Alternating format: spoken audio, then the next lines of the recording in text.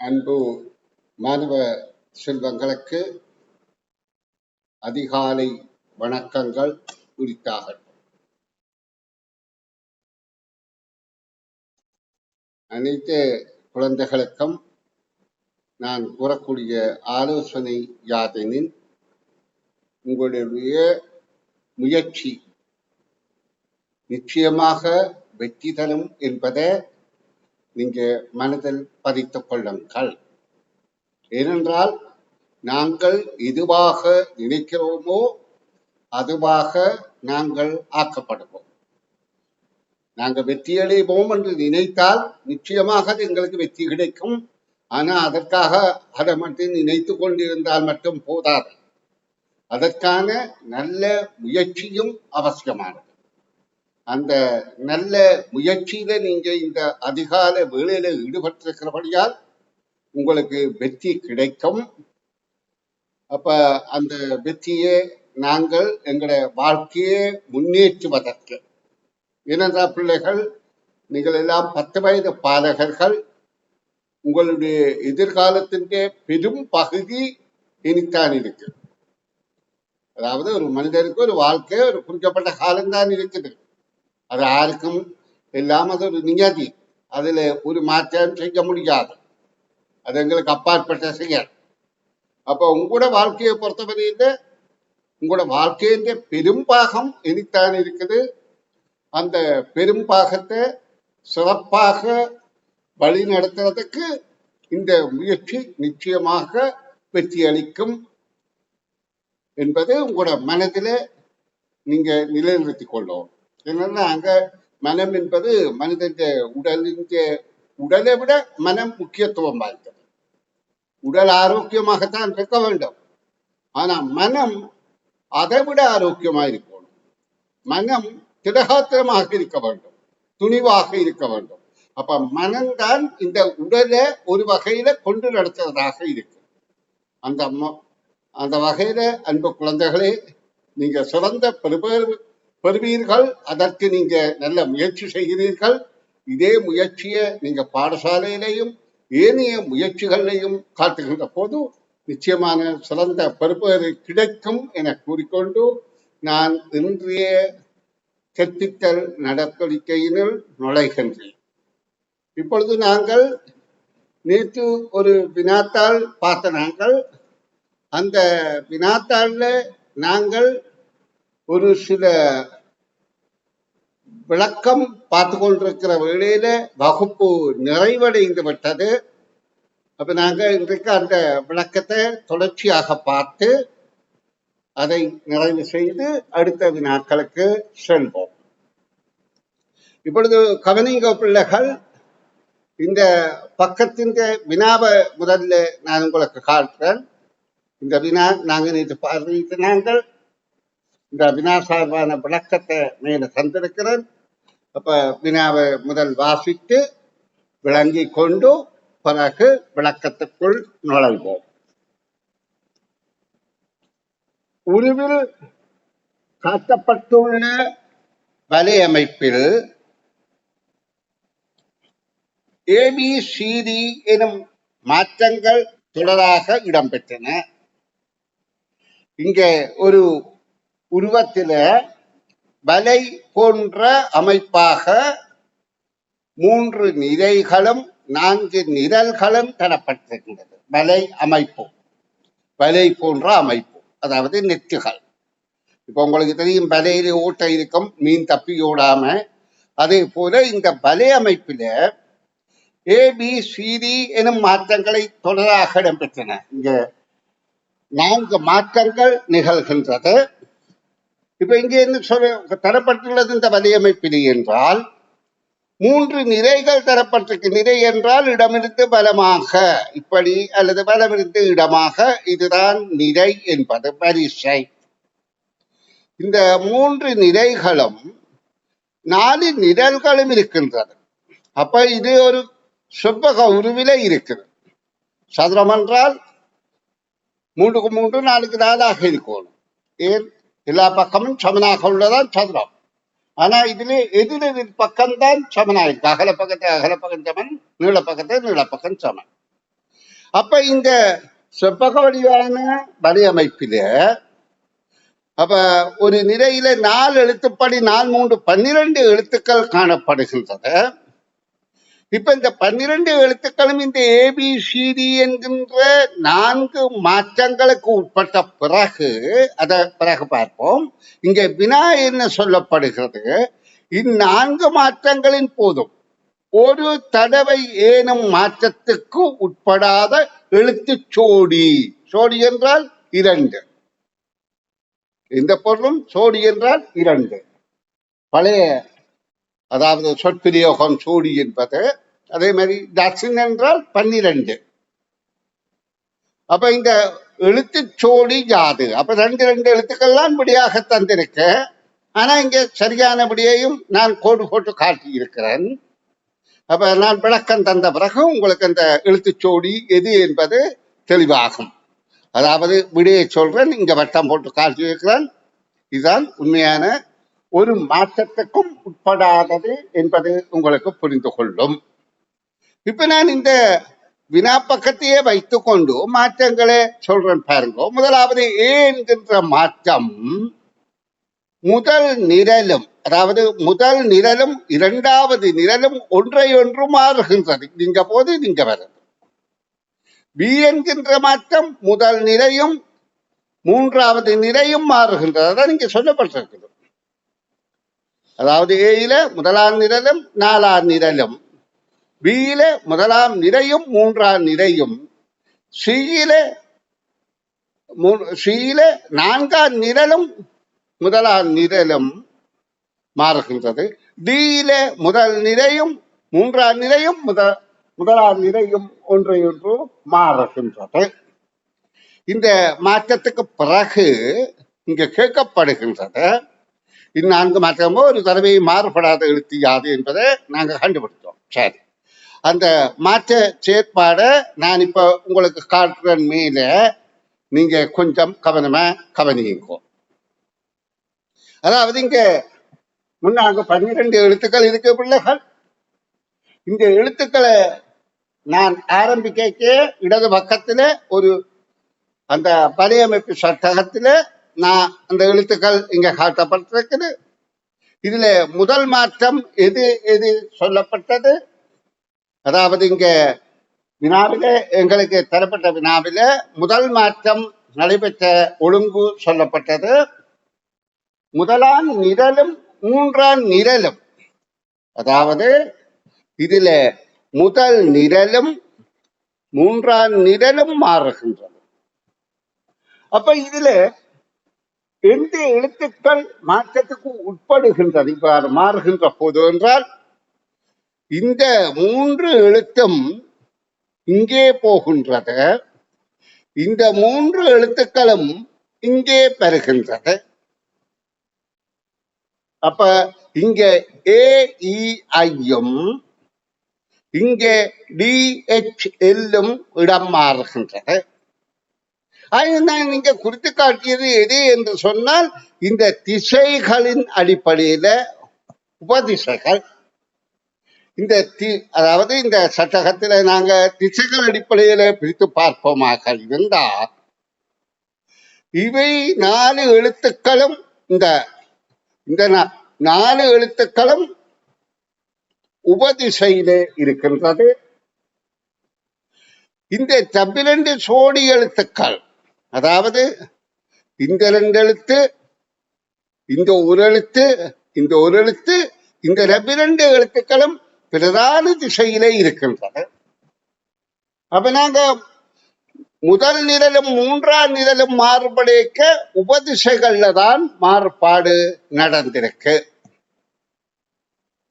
இனி அடுத்த மாறுபாடு, முதலாம் நிறையும் 3ஆம் நிறையும் மாறுபடுகின்றது. இதன் போதும் இந்த 4 மூலையிலையும் இருக்கின்ற எழுத்துக்கள் மாறுபடுகின்றன. எப்படி?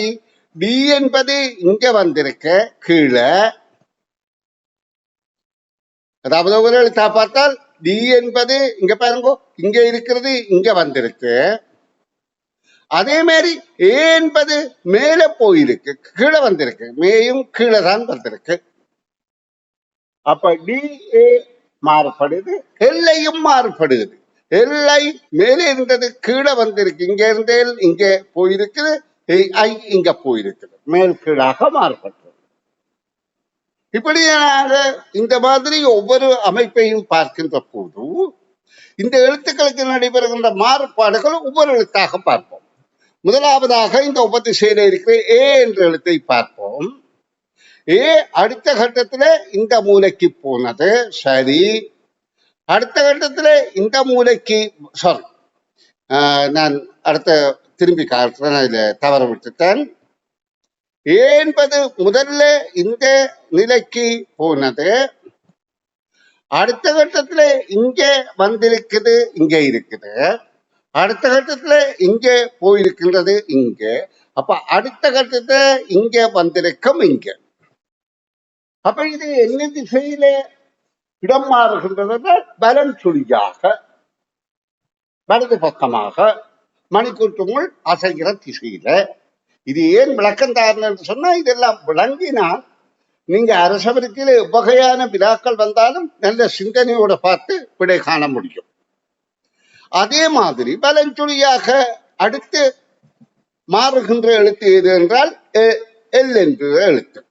பாருங்க, எல் அடுத்த கட்டத்துல இங்க வந்திருக்கு, அடுத்த கட்டத்துல இங்க போயிருக்கு, அடுத்த கட்டத்துல இங்க போயிருக்கு, அடுத்த கட்டத்துல இங்க வந்திருக்கு.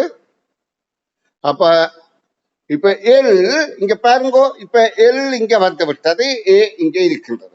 இது ஆரம்பத்தில இருந்த இடத்தை தான் இப்ப வந்து விட்டது. ஏ ஆரம்பத்துல இருந்த இடத்துக்கும் எல் ஆரம்பம். அப்ப கால் வட்டம் சுற்றின பிறகு 3 தரம் கால் வட்டம் சுற்றினா 4வது காலில் அது பழைய நிலைக்கு வந்துவிடும் என்பது எங்களுக்கு விளங்குகின்றது. அப்ப இந்த உபதிசைகள்ல இந்த மாதிரி 2 மூல திசைகளிலும், அதாவது எங்களுக்கு தெரியும் வடகிழக்கு, தென்கிழக்கு, தென்மேற்கு, வடமேற்கு என்ற 4 மூலை திசைகள்ல இருக்கிற எழுத்துக்கள்ல இந்த வடகிழக்கு தென்மேற்கு எழுத்துக்கள் பலம் சுழியாக இடம் மாறுகின்றது. அதே போல அடுத்து நாங்கள் பார்ப்போம் இதே சட்டகத்திலேயே. அப்ப மற்ற 2 எழுத்துக்கள் டியும் ஐயும் இந்த திசைகள்ல இருக்கிற 2 எழுத்துக்களும் எவ்வாறு இடம் மாறுது என்று பார்ப்போம். டி இங்க இருந்தது இங்க வந்திருக்கு, அடுத்த டி இங்க இருந்தது இங்க வந்துட்டு, அடுத்த டி இங்க வந்துட்டு, அடுத்த டி இங்க வந்துட்டு, அடுத்த டி இங்கே வந்திருக்கின்றது. அப்ப இது என்ன திசை? இது மணிக்குழி திசை, சுற்றத்துக்கு எதிர் திசை, இடஞ்சுழியாக இடம் மாறுது. அதே மாதிரி இதற்கு எதிராக இருக்கிற ஐயை பார்ப்போம். ஐயம் திரும்ப இங்க வந்திருக்கு, அப்ப இடஞ்சுழிதான். திரும்ப இங்க வந்திருக்கு, இடஞ்சுழிதான். திரும்ப இங்க வந்திருக்கு, இடஞ்சுழிதான். திரும்ப இங்க வந்திருக்கு, இடஞ்சுழிதான். அப்ப ஆரம்ப இடத்துக்கு வந்து விட்டது. அப்ப இது 2 உபதிசைகள்ல, அதாவது இந்த திசைகள் 2 இடஞ்சுழியாக, சாரி நான் முதல்ல இதை வடகிழக்குன்னு சொல்லி போட்டேன். இது வட மேற்கும் தென்கிழக்கும் இந்த மாதிரி உபதிசையிலையும், அதே மாதிரி வடகிழக்கும் தென்மேற்கும் அடுத்த உபதிசையிலும் முதல்ல இந்த மாறுபாடு நடந்தது, இப்ப இந்த மாறுபாடு நடந்து இருக்கின்றது என்பதை நாங்க புரிந்து கொள்வோம். இப்ப எங்களுக்கு என்ன கேள்வி? இவையெல்லாம் அடுத்து நடைபெறுவது அடுத்ததாக நாங்க பார்க்கிறது பிரதான திசையில இருக்கிற எழுத்துக்கள். பிரதான திசையில இருக்கிற எழுத்துக்கள் இதே போல இங்க பாருங்க, அதாவது முதல் நிரலும் 3ஆம் நிரலும் மாறியது.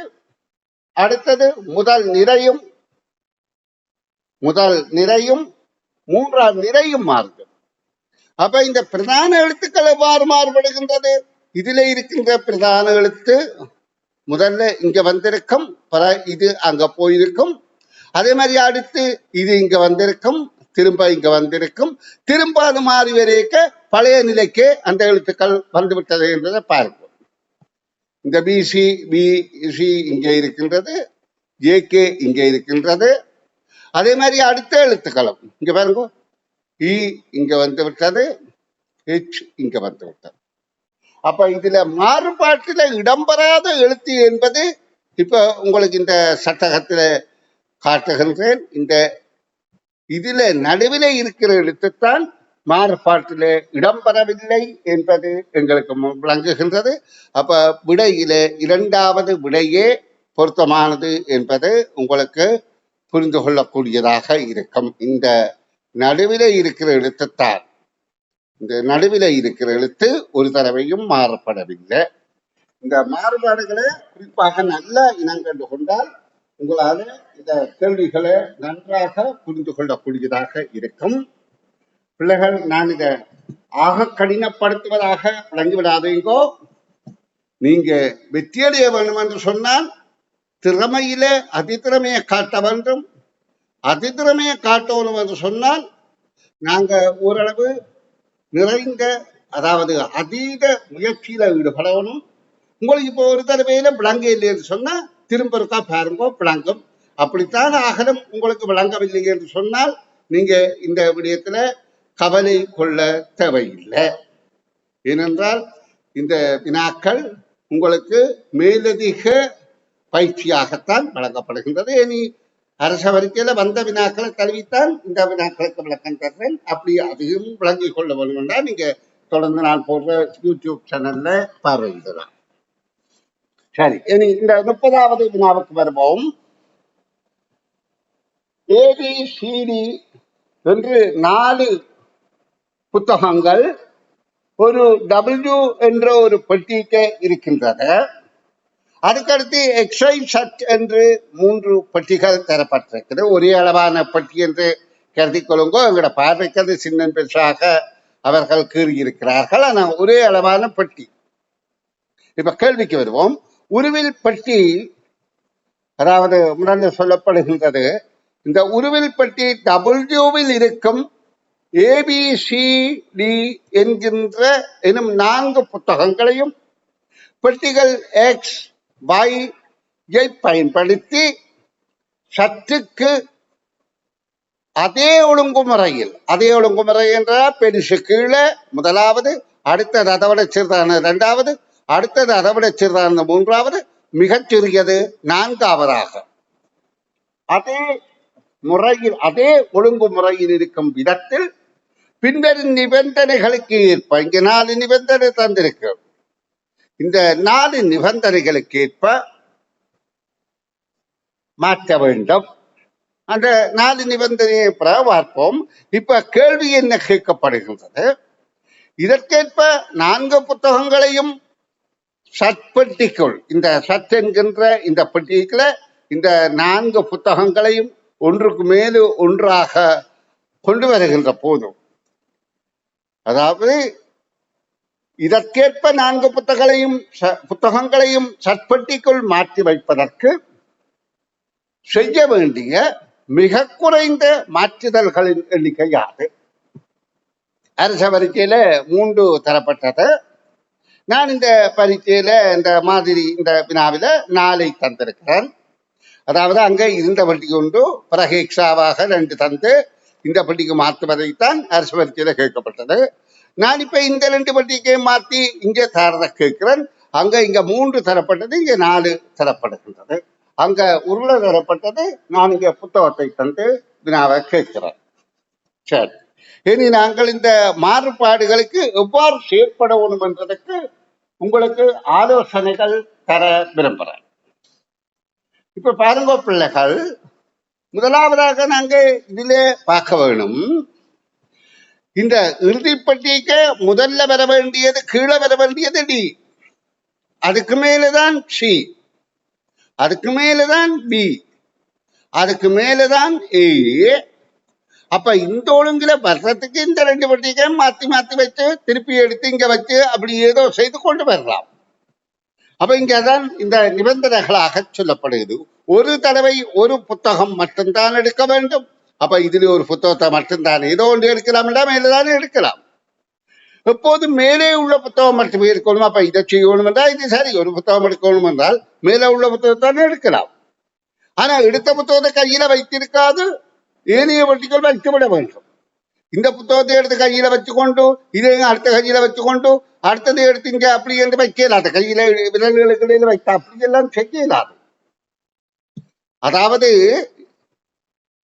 எடுத்த புத்தகத்தை கையில் வைத்திருக்காது ஏனைய பெட்டிகள் வைத்துவிட வேண்டும். பெட்டிகளில் சிறிய புத்தகத்தின் மேல் பெரிய புத்தகத்தை வைக்க முடியாது. அதாவது கீழே சின்ன புத்தகத்தை வைத்துட்டு அதுக்கு மேல பெரிய புத்தகத்தை வைக்கலாம். பெருசுக்கு மேலதான் சிறிய புத்தகம் வைக்கலாம் என்பதுதான் இங்கே நிபந்தனை.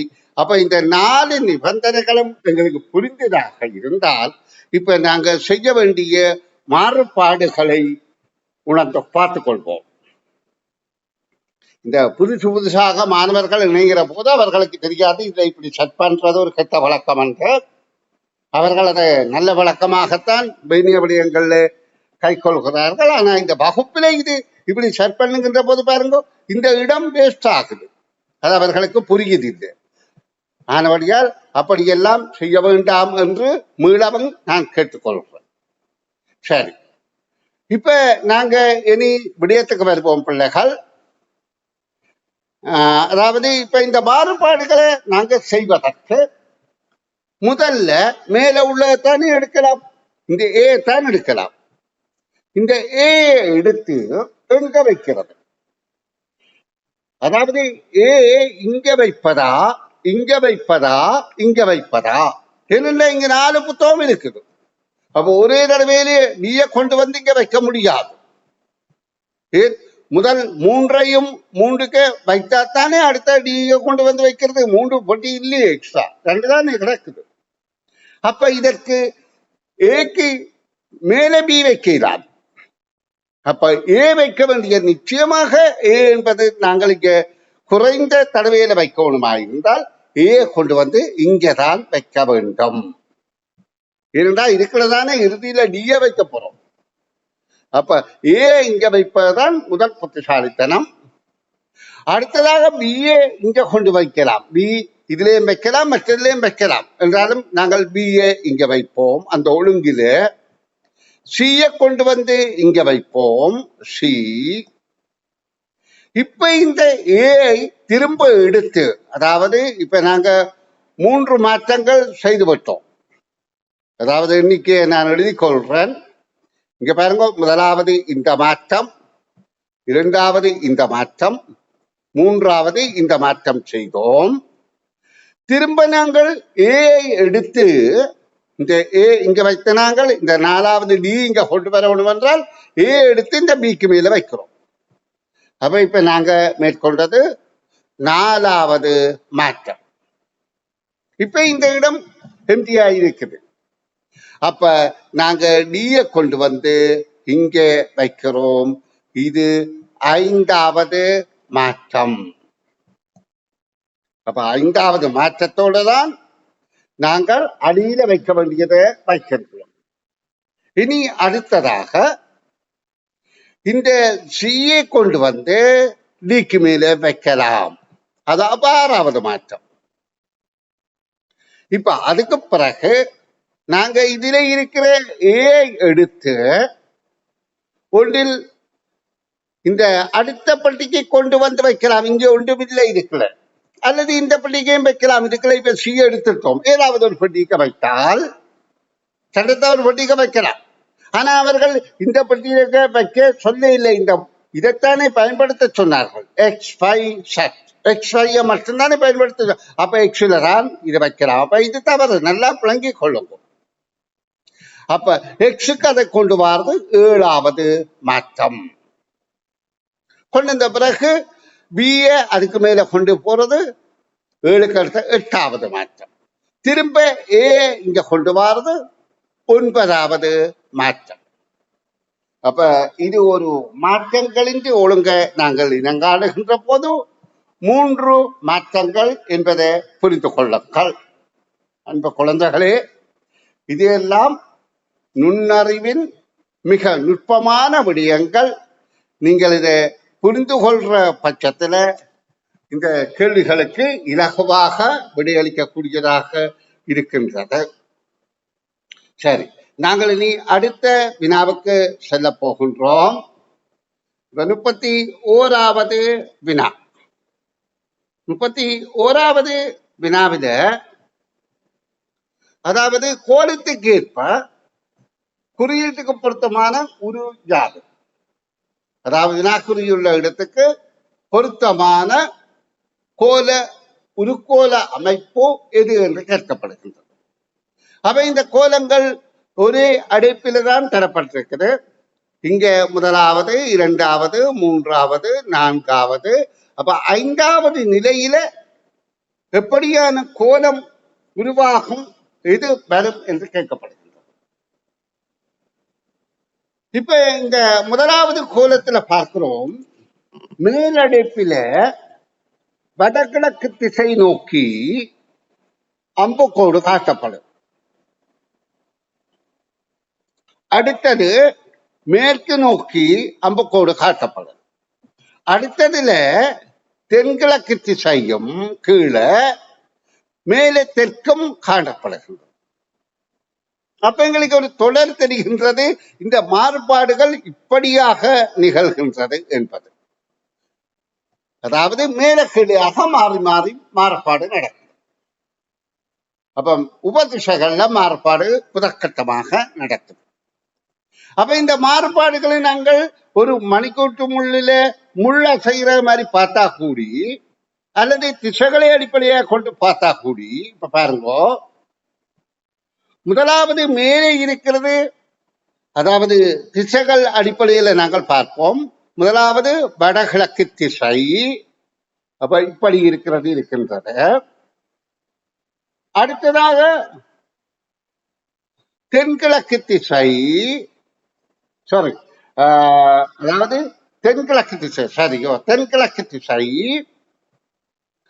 அடுத்ததாக இப்படியாக வந்திருக்கு. அடுத்ததாக வருது தென்மேற்கு திசை. அடுத்து வருது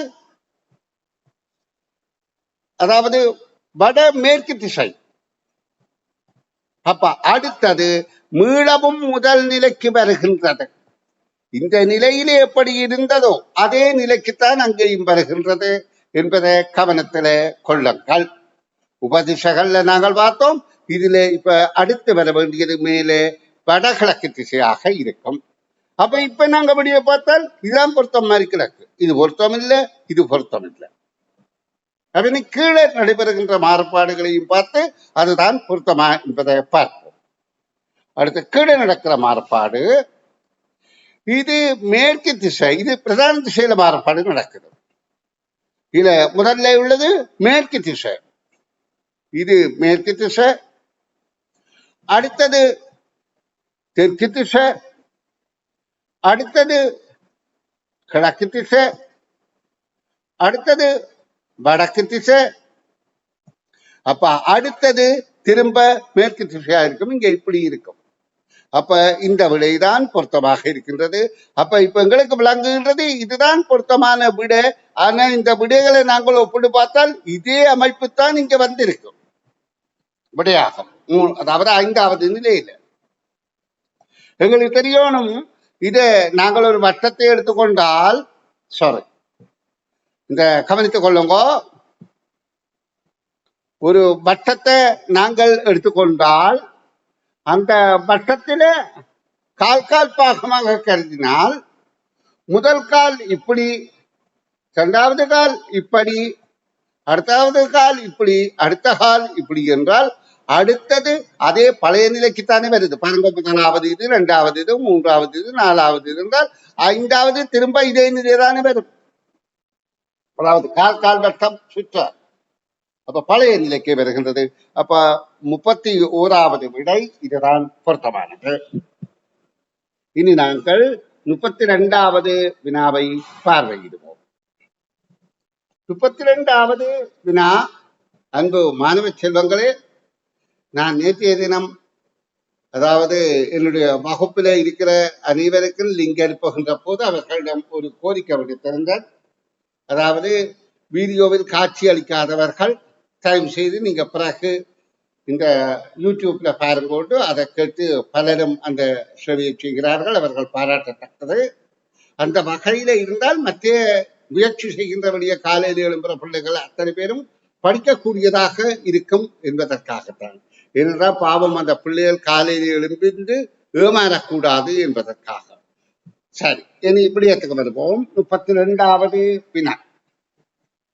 32வது வினா, 3 மீட்டர் நீளமான, நல்லா கவனிங்கோ, நீளமான கம்பியை முறையே 1 மீட்டர் நீளமான 3 துண்டுகளாக, கம்பி துண்டுகளாக வெட்டுவதற்கு 3 நிமிடங்கள் செலவாகியன.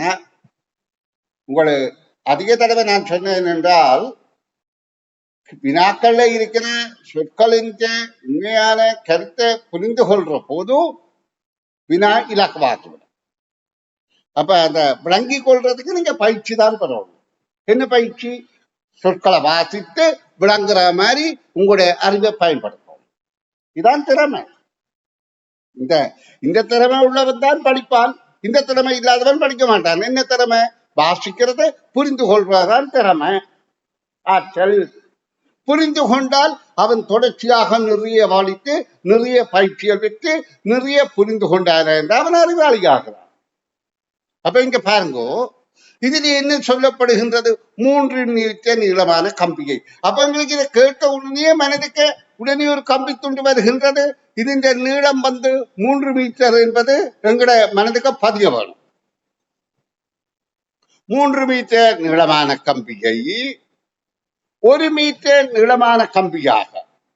அப்ப 1 மீட்டர் என்றால் எங்களுக்கு இதுல தெரியணும் 3 துண்டு வர வேண்டும். சமனான துண்டு 3 வர வேண்டும். இது ஒன்று கொண்டு சமனான துண்டு 3, 1 மீட்டர் நீளமான கம்பி துண்டுகள். அப்ப எங்கட மனதிலே இது உடனே பதிந்து விடணும். 1 மீட்டர், இது 1 மீட்டர், இது 1 மீட்டர். அப்ப 3 மீட்டர் நீளமான கம்பியை முறையே 1 மீட்டர் நீளமான 3 கம்பி துண்டுகளாக வெட்டுவதற்கு 3 நிமிடங்கள் செலவாக்கியது. செலவாக்கிய நேரம் தனியாக எங்களுக்கு ஞாபகம் இருக்கின்றது. 3 நிமிடங்கள், 3 நிமிடங்கள் அது காலம் செலவாக்கின. அதே போன்று இதே போல 3 நிமிடம் செலவாகி இருக்குது. வெட்டி 3 துண்டாக்கிறதுக்கு 3 நிமிடம் செலவாக்கி இருக்குது. அதே போல இங்க கேட்கப்படுகிறது 9 மீட்டர் நீளமான கம்பியை, இப்படியான 9 மீட்டர் நீளமான கம்பியை இப்படி 9 துண்டங்களாக, 9 1 மீட்டர் நீளமுள்ள 9 துண்டங்களாக, இப்ப நான் எண்ணாம கேட்கிறேன், இப்ப சிறிய துண்டங்களாக 9 துண்டங்கள் கிடைக்கிற மாதிரி வெட்டுவதற்கு செலவாகின்ற நேரம் எவ்வளவு? இப்ப எங்களை கேள்வி விளங்கிவிட்டது, நன்றாக விளங்கிவிட்டது. ஏன்? நாங்க சித்திரப்படமாக மூளைக்கு அதை பதித்துக் கொண்டோம். அதான் திறமை. இதையுமே எங்களோட மனதில இப்ப நீங்க யோசிச்சு பாருங்க, உங்களுக்கு ஒரு பொருளை சொன்ன உடனே அதுவும் கூட மனதில மூளையில ஒரு சித்திரப்படமாகத்தான் வருது. இப்ப உங்களோட பாடசாலை அதிபரை நினைத்த உடனே உங்களுக்கு அந்த படத்துல அவற்ற முகம் அப்படியே தெரியுது. நீங்க அதுல வழக்கமா பார்த்திருக்கீங்க. பாடசாலை அதிபர், உங்கள் வகுப்பறை, நீங்கள் இருக்கிற ஆசனம் பாடசாலையில, அதையெல்லாம் அந்த சித்திரப்படமாகத்தான் எல்லா சொற்களும் எங்கட மனதில பதியுது. அப்ப அதே மாதிரித்தான் இந்த விடயங்களையும், இந்த வினாவில சொல்லப்படுற விடயத்தையும் நாங்கள் எல்லா வினாவிலையும், இதுல மட்டுமல்ல இந்த வினாவிலையும் எல்ல சொல்ல சொன்னாலும் அந்த சொல்லோட சேர்ந்து கருத்தை விளங்க வேணும் என்று சொன்னா சித்திரப்படமாக மனதில அறிவில பதிக்கப்பட்டோம். சரி, இப்ப நான் திரும்ப சொல்லித்தாரன். இந்த 3 மீட்டர் நீளமான கம்பி என்று சொன்னால் இந்த தொங்கல்ல இருந்து அடுத்த தொங்கல் வரையில நீளம் 3 மீட்டர். இதை 3 துண்டுகளாக்கிற என்றால் எத்தனை இடத்துல வெட்டப்படுகின்றது? அப்ப 2 வெட்டுக்கள்லாம் வெட்டப்படுகின்றது 3 துண்டாகுவது. இது எங்களுக்கு நுண்ணறிவாக புரிந்து கொள்ளும். இது இங்கே தரப்படவில்லை. 3 துண்டுகளாக இருக்குன்னு சொன்னமே ஒழிய எத்தனை வெட்டோடு மட்டும் தந்தா கேள்வி, அதாவது வாசித்து சும்மா விடியளிக்கிற மாதிரி போயிடும். அதன்படியே அதை நாங்கள் நுண்ணறிவாக புரிந்து கொள்ளணும். 2 வெட்டுக்கள் வெட்டப்படுகின்றது. 2 வெட்டுக்களுக்கு 3 நிமிடம் என்றால் ஒரு வெட்டுக்கு அதன் அரைவாசி.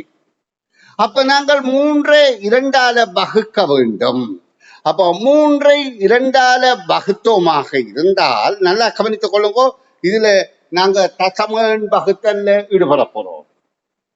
இப்ப இதுல ஒரு ரெண்டு தான் இருக்கின்றது, மிகுதி ஒன்று. இப்ப இங்க ஒண்ணு ரக்கிறதுக்கு இல்ல, ஒரு பூஜ்ஜியத்தை ரக்கலாம், தசமன் போட்டு ஒரு பூஜ்ஜியத்தை ரக்கலாம். இப்ப இருக்கிற இங்கேயும் தசமம் போட்டு இந்த 1.0 என்பதை 10 என்பது போல கற்பனை பண்ணினால் இந்த 10ல 5 இருக்கின்றது. அப்போ 1.5. இதெல்லாம் நான் உங்களுக்கு தசம எண்களை பற்றி வகுப்புகள் எல்லாம் நான் என்னால முடிந்த அளவில் உங்களுக்கு கற்பிப்பேன். அப்ப 1.5 என்பது இந்த 3 அரைவாசியா பிரிச்சா உங்களுக்கு தெரியும் 1.5 நிமிடங்கள். அதான் 1.5 என்று சொல்றது. அப்ப இந்த ஒரு வெட்டுக்கு 1.5 நிமிடம், 1.5 அல்லது 1.5 நிமிடம். இந்த வெட்டுக்கு 1.5 நிமிடம். இப்ப எங்களுக்கு என்ன கேள்வி கேட்கப்படுகின்றது? இதே மாதிரி 9 மீட்டர் நீளமான கம்பிகள். அப்ப எங்களை விளங்குது 8 வெட்டுக்கள் வெட்ட வேண்டும். இப்ப இந்த கம்பியை 8 இடங்கள்ல 2, 4, 6 இன்னும் 2 இடத்துல வெட்ட வேண்டும்.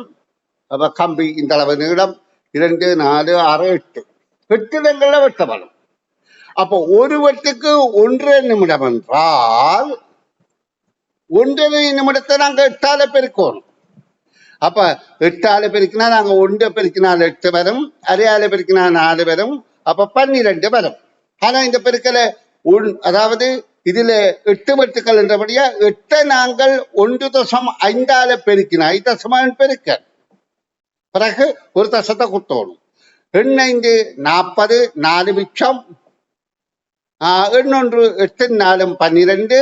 இது ஒரு தானம் தள்ளி தசமம் என்றபடியால் இப்படி குத்திவிட்டால் இது 12 என்ற முழு எண்ணாக விடை பெறும்.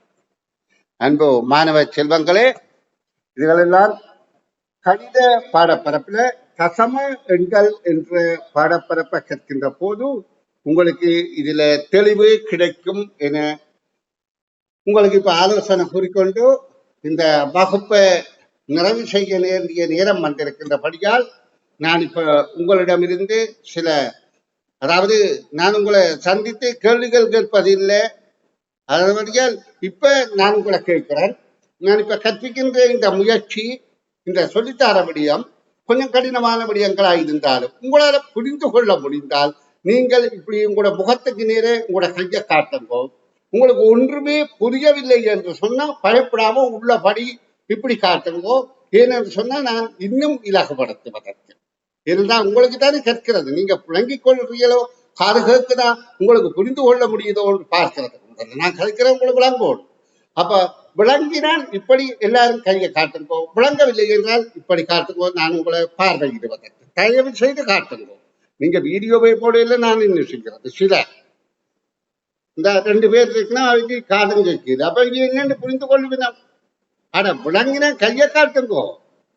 அதாவது நிக்கேஷ் கைய அப்ப இப்பதானே காட்டுறீங்க, எல்லாரும் காட்டுங்கோ. உங்களுக்கு புரிந்திருந்தா அப்ப உங்களுக்கு காது கேட்குதுன்றது எனக்கு தெரிகின்றது, முகத்துக்கு நேர காட்டுங்க. வெரி குட் பிள்ளைகள், நல்ல வாழ்த்துக்கள். அதாவது உங்களோட முகத்துக்கு நேர காட்டுங்க. இது சிரிப்புக்குரிய விடயம் அல்ல, இது கல்வி. அதாவது மயூரன் முகத்துக்கு நேர காட்டுங்க, மூக்குத்தான் தெரியுது, உங்க கை இங்க கீழே கிடக்கு தெரிய இல்லை. மயூரன் இங்க ஒருதான் படுத்து